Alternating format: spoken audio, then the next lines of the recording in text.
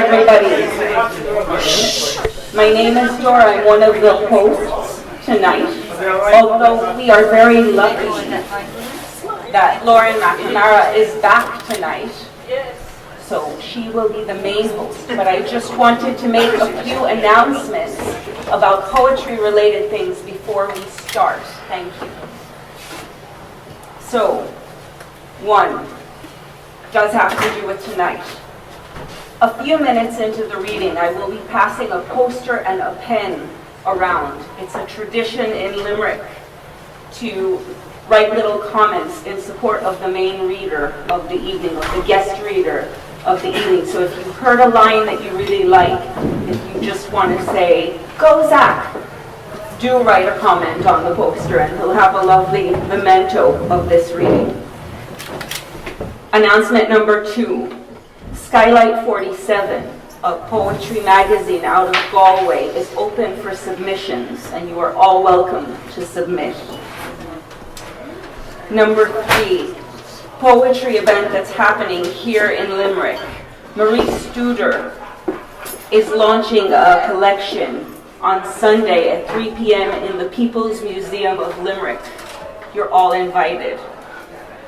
And the Egsha Michael Hartnett, which is a weekend of poetry, starts tomorrow, I believe, and lasts through Sunday. It's in Newcastle West.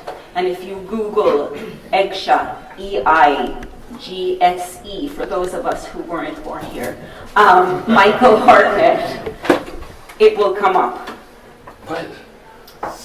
And Lauren, in a minute, will tell you about a very exciting show that's going up. And other than that, if you have any announcements about events related to poetry or the arts coming up in Limerick, please come to me during the break. I will take them down and make announcements. It's important to keep everybody in the loop. So no more from me. Lauren, thank you for hosting tonight. Over to you. Hey, how's everyone doing? Hey. Hi.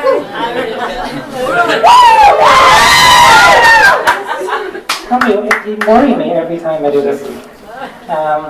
So as Dora mentioned, I won't talk about myself too much, but for anyone interested, at the end of this month in the Commercial Bar, some friends of mine in Goose Chase Theatre, which is a wonderful Limerick company, are putting on a night of comedy Halloween plays for grown-ups. So not that there's anything too bad in it, but not aimed at kids. Adult comedy. I will be emceeing that show, so tonight is my sales pitch. If you like this, come see that show. What date is that on? The 30th and 31st of October. Both nights. Yes, both nights. 6:30 and a 8:30 show as well. They also are doing a fundraising quiz in Jerry Flannery's next Tuesday to support the theatre and emerging Limerick filmmakers, which is another arts company in Limerick. Now, on to more important things. So, tonight we have a very wonderful performer who I'm very excited to introduce to you here today. So our performer tonight, Zach, he is hopefully about to publish his new collection. He's working on it at the moment. But at the moment he doesn't have anything to sell. So if anyone is interested, if anyone loves his work, which I'm sure you all will, we do have a little donation bag down by the front desk. So if you have €1 or 2 you want to throw in, if you can't afford it, it's completely voluntary. Feel free to throw it in. But, Zach, if you'd like to start making your way to the front. He's also here with 2 VIPs, Helen and Pat. Oh, I know not tonight. Helen looks suspiciously like a slightly older Zach. I don't know why. No connection. So, Zach is, and I'm going to really embarrass you now by making you stand here to do this. Zach is a playwright and poet from Limerick. He is an alumni from the University of Limerick, graduating with a BA in English and History in 2019 and a Master's in History in 2021. Most recently, he was part of the Weird Gravy Showcase as a playwright, for which he wrote the play With Love for My 2 Daughters. This play, along with 2 others, one of the other writers was a bit... that Lauren one, she was a bit weird. The play sold out the Bell Table back in December. Not an easy feat to do. Zach is currently working on his first poetry collection entitled We Are All Just Bones, and he shares his poetry online on his Instagram poetry account, Perry Perry Pear Poetry.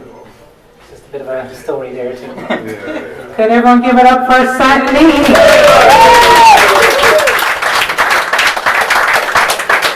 Thank you very much, man.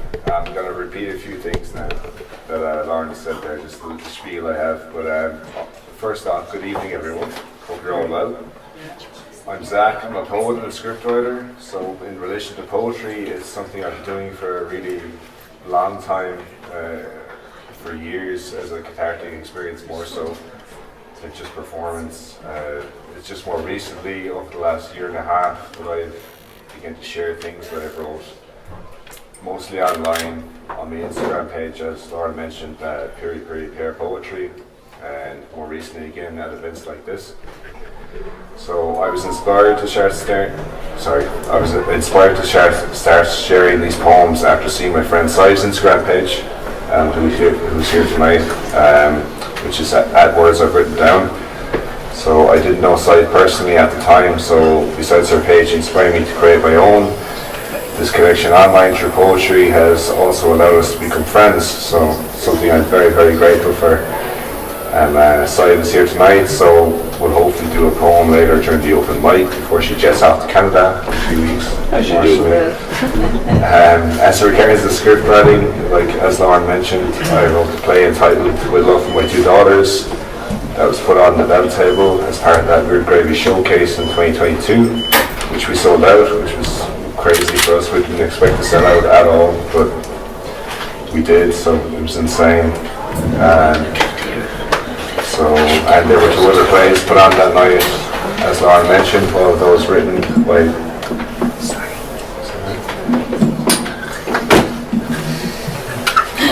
Lauren wrote one of those plays, so it's a great privilege to have my play on the same stage on the same night as someone I have such great respect for and have such greatly admired for such a long time. And it's great to link back up here again tonight with Lauren and with Dora also. I'd like to say a big thanks for bringing back such a historic poetry night in Limerick, along with the Limerick Writers Centre and Line Square Poets. And of course I'm very thankful for the invitation tonight to be a special guest for this evening also. So I'm going to get started, I guess, on my poems. A lot of my poetry, as a lot of people's, is inspired by loss. I've lost some very important people in my life over the last couple of years. My dog, my grandmother, my uncle, some friends, some girlfriends, but to name a few. They won't name all of them, just doing it. So all the poems I'm going to read tonight are about them in some way, or about loss. I'm going to start with my dog, and then go on to my grandmother, and then my uncle, all of whom I have tattoos for now to remember them by. And I'll finish with one about a failed romantic endeavour. So the first one is about my dog Jake. Old boy, gilded by the gentle sunlight, gold steadily smile up his spine into thoughtful eyes, illuminating a face that was seemingly smiling. Running forth, leaping over the imaginary boundaries he always tried to escape from, never taking the time to tie his shoelaces. Chasing the sky away as if he had wings of his own, exhausted running in his sleep. His mind tethered between a perfect state of harmony and ecstasy. Until he aged, as everyone does, and his bones became a sinking ship buoyed by our love and hope, his box of toys gathering dust, his bed made by the impression of his body. Jake, here boy, I called, and he tottered towards me. In an unknowingly uncertain defiance, the deflated ball clasped between his toothless mouth. Thank you. Is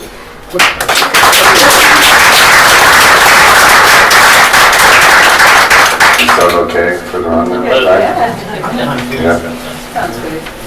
So this next one is about my grandmother who left us like a year and a half ago now.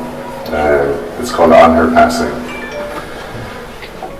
When we went on family holidays, I always shared a room with my grandmother. A few days away from everything at times felt like forever. But now, all grown up, I struggle to think of many recent moments when we were all together. While we were away, Nana said I always talked in my sleep. And I was so bothered when my mother asked what about, but I never should have had any doubt that Nana would say secrets. Secrets she would keep. That she always kept. Or maybe in time just forgot. I thought to bring her photographs of us, of our lives together, while she was trapped in that old people cot, waiting for God at last, and never seemed to be enough. Still, in that album, there is a picture of us, arms linked and our feet walking the streets of Kilkee, discussing things that I now have no memory of. I like to think that she was telling me secrets.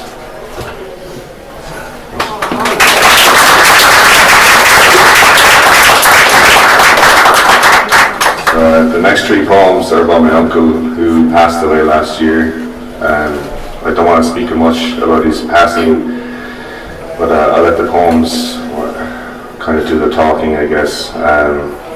All you really need to know is that he was very, very important to me, and he still is. He was my best friend. He was always laughing. He made us all laugh too. He was the go-to guy in our family. He was really the anchor. You know, my mother always called him the stalwart of our family. He was always there for us whenever you needed him. He loved golf, so the first poem I'll do is about our trips together to the driving range when I was a young teenager. And the second one I'll do was inspired by a poetry prompt that Seifer put up on her Instagram. And the prompt was shoes, and it just immediately brought back this beautiful memory I had with my uncle when we went to the JP McNamara Pro-Am when it was still going, and he gave me a spare set of golf shoes to wear in the boot of his Skoda, which were huge and extremely uncomfortable. And he was a size 11, and I don't know, size 13 maybe I was, or age 13, whatever size you were then. But I'm still growing. I think I'm still growing anyway. But I wore them anyway. I wore them with great pride because they were his, you know, and to have something that belongs to him. I still have his watch. He's on my arm. So I'll just do these two back to back. I won't say anything in between. But so the first one's the driving range. So going to the range with you was always an experience. The drive out, hilarious, making me laugh while still trying to be serious. We were nearly wearied us when it was time to hit the balls. No fear of us at all when it was 50 cents for 10 again and again every Wednesday after school. That was the rule, because I would never get any technical graphics homework. I remember you were so generous that you paid for a session with a professional, when I was still only a professional and embarrassing myself. Leaning over the bar into my pen, smoking cigarettes when you'd say straighten your back and swing your body, Zach. It wasn't about power then, it was about the connection. On the way home, we'd always stop at the shop and you'd ask what I'd want. A Lucasade, I'd say, that you wouldn't let me pay for. So after you closed the car door, I'd leave €2 in the glove box. I just wanted to repay you for all the golf balls that I lost. So, golf shoes. It was 2010. I remember wearing your old size 11s, and they were still far too big for my 13-year-old feet. Being at the JP McNamara Pro-Am, seeing the likes of Samuel L. Jackson, Hugh Grant, and both the Redknaps, I still remember the putting green, and you so graciously slagging off all the other different celebrities' golfing abilities. What a way to spend your 50th birthday, I thought then. What a gift to give your nephew for almost turning 14.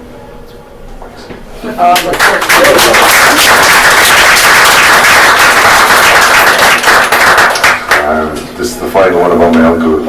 It's a bit hard to read sometimes, so I apologise if I stutter when I'm really stuttering. So it's called On His Passing, so it kind of pairs with the title of the poem about my grandmother on her passing. So we lost them quite close together.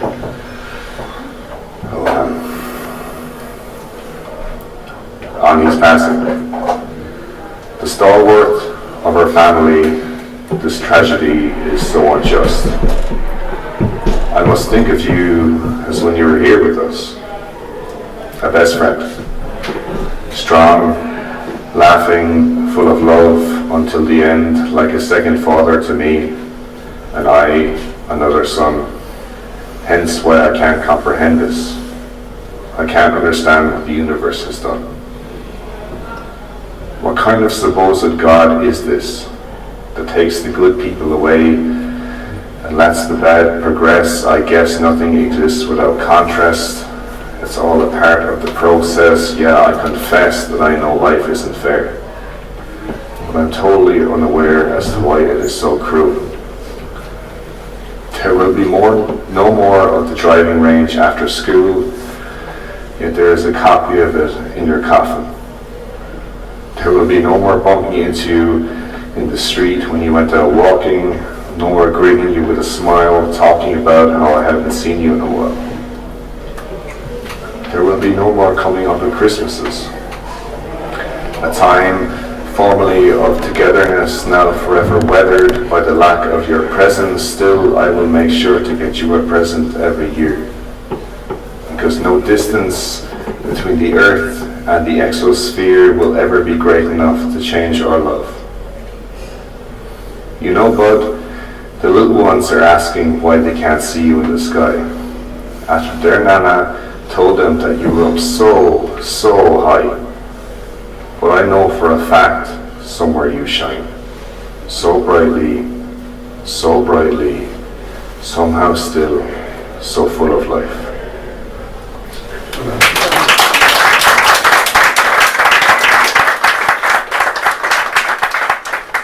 This is the last one I'll do. I'll leave you with this one. So to keep in the theme but loss, it's about the end of a seemingly blossoming relationship, told through the metaphor of a car journey. I tried to do this one last month, it didn't work out so well, so I'll do it again. So I just want to say thanks again to Lauren and Dor for tonight at the Limerick Writer Centre, Lion Square Poets, and thank you for your attendance and your attention, and looking forward to see what you guys are going to do later. So this one's called She Is Midnight Driving. She is midnight driving whilst I am writing dreams through the passenger seat. City street lamps awash, skipping across my eyelids, it's that tunnel-like sound. Whooshing, passed by a head at rest when homeward bound, as she sits unmoved, statuesque, heartbreaking.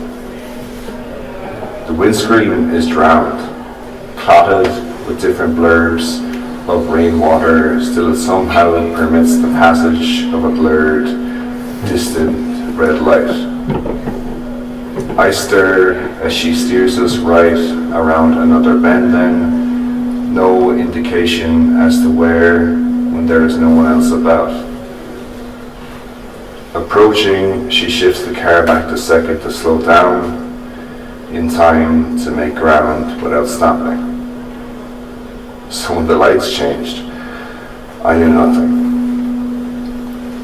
She parked somewhere pretty, by a divine skyline, and I am enamored with the stars. I think everything is beginning to fit perfectly into place. but she is hesitating about where we are. I feel so safe. She is waiting to crash the car. Thank you.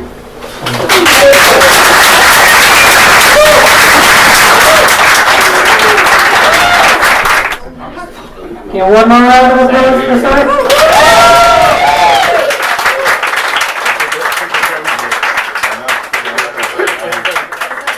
So I think so good at them.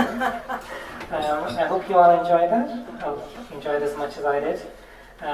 When Dominic gave myself and Dor the wonderful opportunity to help work on this series, one thing we really wanted to do was to showcase writers who are, have been doing this for years and years and years, and bring them to Limerick, give them a stage in Limerick, but also to showcase the writers of the future and writers who are starting off and who are showing amazing talent and amazing potential.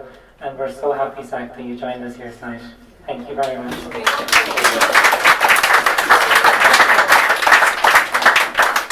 Especially like the bit at the start when you talked about my work. The brown envelope will be waiting for you. But yeah, if anyone does, if you have a euro or two you could spare, we can do donations there at the back. Again, just voluntary. I know life is expensive, times are expensive, nobody has to give anything if they can't afford it at the moment. There's literally a bag being shaken there at the back of the room. So we wait till the budget next Tuesday. Come back Wednesday,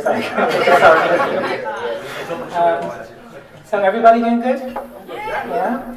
So a good thing to do to help, celebrate in honor of Zach is to go upstairs, buy a drink, raise that pint in Zach's name, so the Whitehouse will keep letting us come back.